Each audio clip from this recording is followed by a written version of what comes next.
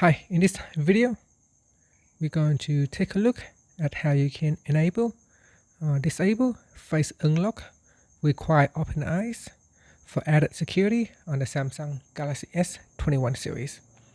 First, tap on the Home key to go back to your home screen. Then swipe down at the top and tap on the Settings icon. Next, go down and tap on Biometrics and Security. Then tap on Face Recognition. Then put in the PIN or password. Next, go down and tap on Require Open Eyes. So tap on this switch to turn it on or off. And that's it. If it is on, it will require you to open your eyes to unlock the device.